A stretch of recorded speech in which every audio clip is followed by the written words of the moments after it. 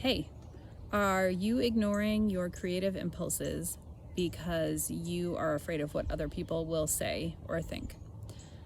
A few days ago, my friend and I were on the phone. We talk on the phone all the time, but she called me and said, "I'm glad you answered. I have a question for you." And her 12-year-old had gone to a friend's house after school, and she went to go pick up the daughter from the friend's house, and she couldn't see that there was a parent or adult anywhere around.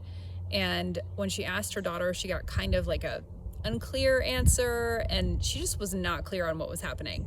So she asked me, she's like, should I text the mother and ask if she was there, and just like, because I don't really want her to be at other people's houses without adults present.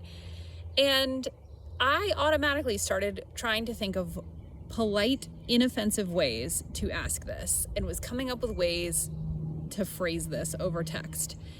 And my friend, after a minute, was like, "Is it okay for me to just say, 'Were you there when my daughter was there?'"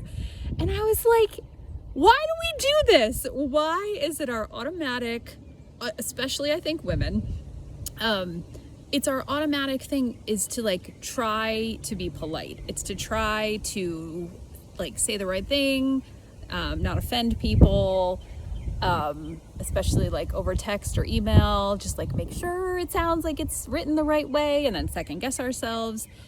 And that same day that I had been talking to her, I was listening to Martha Beck's podcast, or the Gathering podcast, and she was talking about an experiment.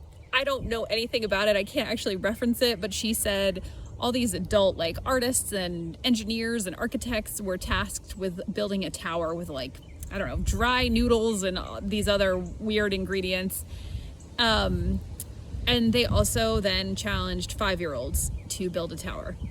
And the 5-year-olds built higher towers than these adult, professionals. And I guess the reason was because 5-year-olds do not care about being polite or stepping on other people's feelings, or they don't automatically give, like if you're working with someone who has a PhD in engineering and you only have an undergraduate degree, maybe you're just going to defer to them.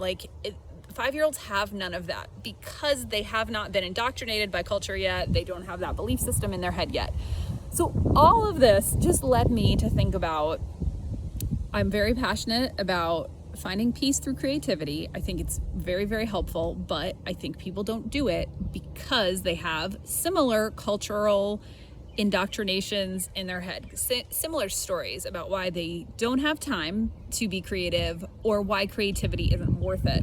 So really, this is just an invitation to check in with what you are telling yourself about why you can or can't be creative, how much time you can spend being creative.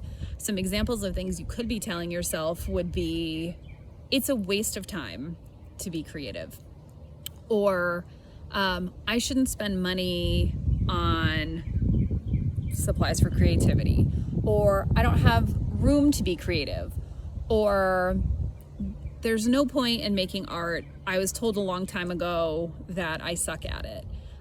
If I'm gonna make art, then I should be trying to turn it into a side hustle, and I don't know that I have the energy for that. I'm not good at art. I'm not creative. I have no inspiration. The list can really go on and on and on and on. But the point is, if you feel inside, and you don't have to be artistic to be creative. You can be creative in a million different ways, but that's what I focus on, generally speaking. So, but if you feel that like excitement, that tingle, that intuitive pull towards creativity, if you have this like feeling of, I want to spend more time doing this stuff, it's fun. The point of creativity is to have fun. The point is not to start a side hustle, to have your artwork in a museum. None of that is the point. The point is entirely and completely to have fun, to relax, to find peace.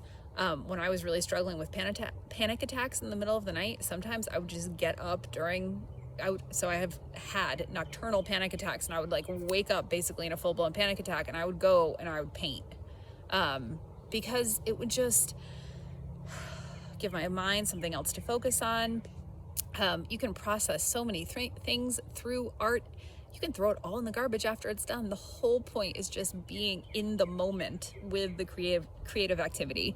So I just would like you, if you feel that call, to check in with yourself and notice what cultural stories you might be telling yourself about why art is not useful, creative time is not useful, or if you're making excuses about why you don't have time when you probably do have time, if it's something your heart truly wants. So let me know in the comments if you came up with any stories that you're telling yourself about why you cannot be creative.